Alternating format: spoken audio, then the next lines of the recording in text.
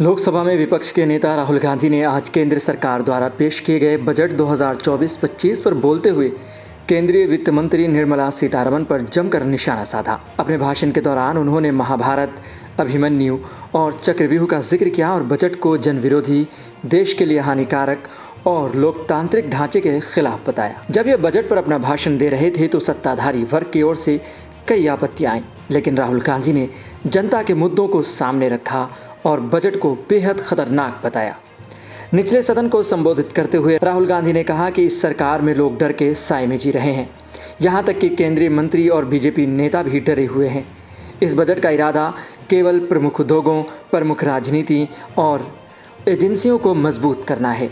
विपक्ष के नेता ने यह भी आरोप लगाया कि देश में कर आतंकवाद व्याप्त है, लेकिन इसे रोकने के लिए बजट में कुछ नहीं किया गया।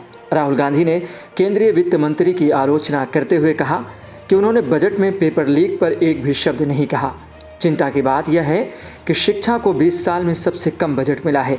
कांग्रेस संसद ने इस बजट को मध्यम वर्ग के साथ धोखा बताया और कहा कि मौजूदा कठिन हालात को देखते हुए मध्यम वर्ग सरकार छोड़कर इंडिया ब्लॉक में शामिल हो रहा है। बजट पर बात करते हुए राहुल गांधी ने अग्निपथ और एमएसपी को लेकर भी आवाज़ उठाई। उन्होंने कहा कि युवा अग्निपथ परियोजना के चक्र में फंस गए थे। किसानों ने सरकार से कानूनी गारंटी की मांग की, लेकिन सरकार ने उनकी मांग खारिज कर दी।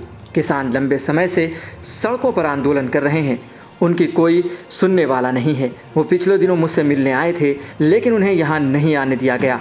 उन्होंने कहा कि अगर सरकार ने बजट में एमएसपी का वादा किया होता तो किसान इस चक्र से बाहर आ सकते थे। मैं विपक्षी गठबंधन की ओर से कहना चाहता हूं कि हमारी सरकार बनने पर किसानों को एमएसपी दिया जाएगा।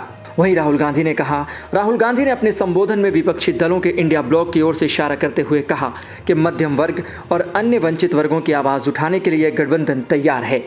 उन्होंने जनता से अपील की कि वे इस बजट को ध्यान में रखते हुए अपनी आवाज़ उठाएं और देश के हित में सही निर्णय लें। इस पूरे भाषण के दौरान राहुल गांधी ने सत्ताधारी पार्टी पर यह आरोप लगाया कि वो लोकतांत्रिक ढांचे को कमज़ोर कर रहे हैं और देश में भय का माहौल बना रहे हैं। उन्होंने यह भी कहा कि भाजपा सरकार के खुद के मंत्री और नेता भी इस डर के माहौल में हैं और सरकार के निर्णयों से असंतुष्ट हैं, लेकिन अपनी आवाज़ नहीं उठा पा रहे हैं। आपको क्या लगता है कि राहुल गांधी ने जिन मुद्दों को उठाया है वो आपके हक की आवाज़ है या नहीं? हमें कमेंट बॉक्स में ज़रूर बताएं और ऐसी ही खबरों के लिए देखते रहें सहारा समय का समय डिजिटल।